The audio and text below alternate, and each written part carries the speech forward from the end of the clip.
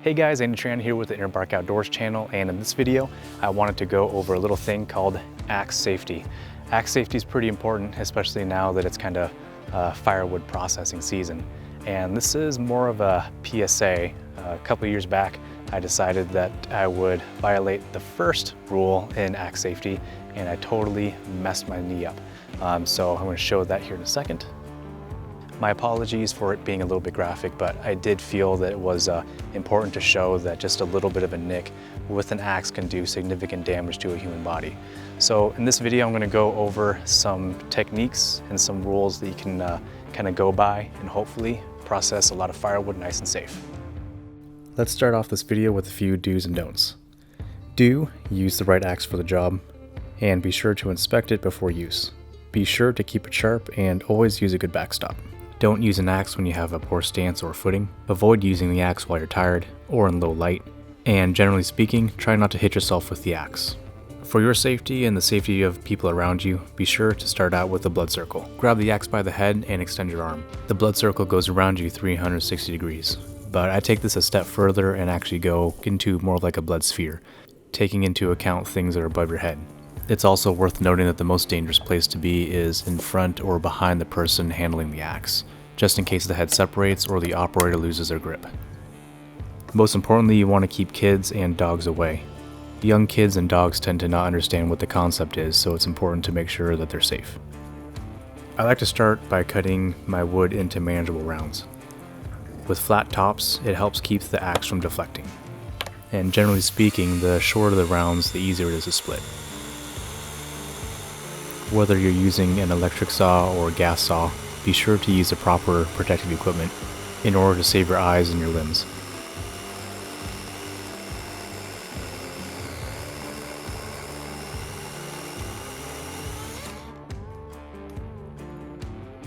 I like to use the bow saw. It gives me a little bit of a workout, and it also allows the dogs to roam around while I'm working.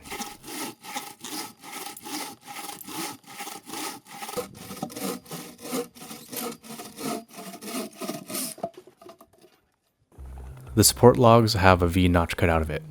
This helps keep the logs from sliding around. This goes a long way in protecting you and also making sure your equipment doesn't get damaged. A solid stump is the best surface to split some wood. It's stable, and if the tree was green when you cut it, it'll be very solid. If you're using another round to split wood, choose one that has a lot of knots in it. The same thing that makes it not fun to split makes it a really good chopping block. The knottier the better, because it'll keep itself from splitting. I'll take the wood that I'm splitting and place it on the edge furthest away from me. This way, if the axe misses, it has a higher likelihood of just burying itself into the block.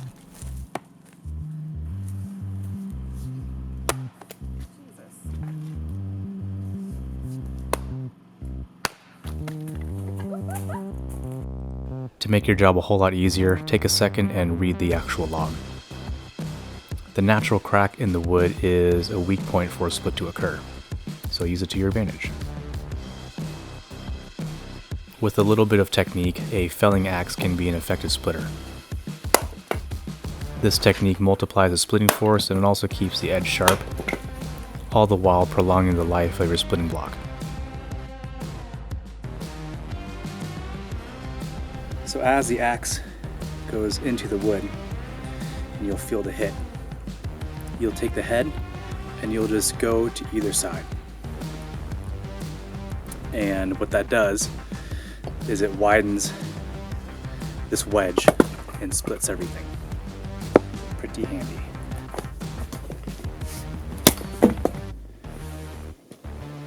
And the blade never touches the chopping block. This technique takes a little bit of practice, but it's a great way to process wood.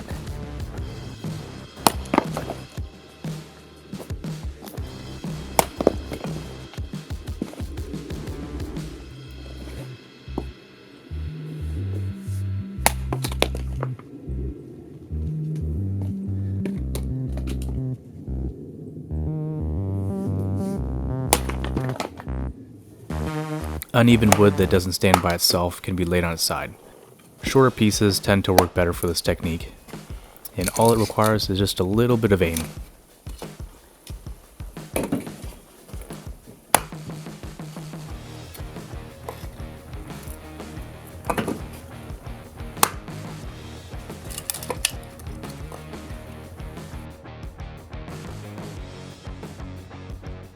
There's a similar technique popularized by Ray Mayers.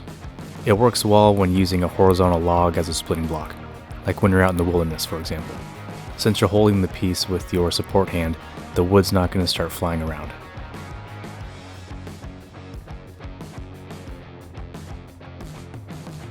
The easiest way to process wood down to kindling is to use another stick to hold the piece that you're splitting. This keeps your fingers well away from the axe.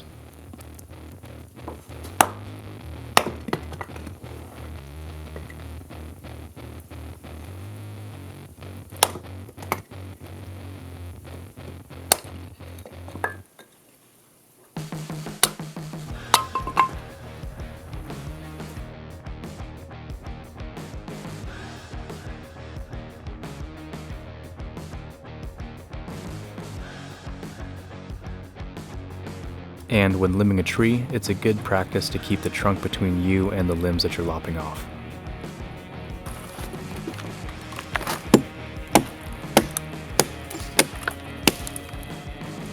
During this process, axes love to deflect, and having a good solid trunk will protect your legs.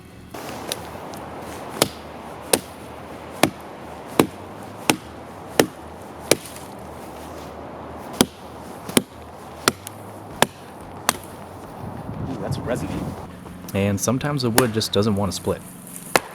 In this case, a couple of wedges and a good sledgehammer is going to make a whole lot of difference. It's a whole lot safer than swinging around a piece of wood that's stuck to your axe.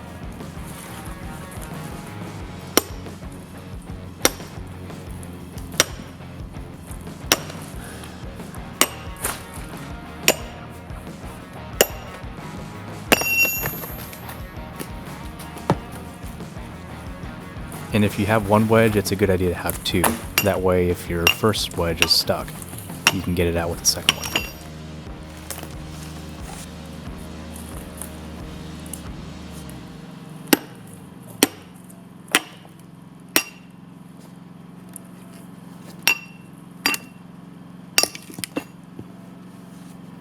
So that is it for the axe safety video. If you guys have any comments or questions or have any tips and tricks of your own, go ahead and comment down below, or you can message me direct.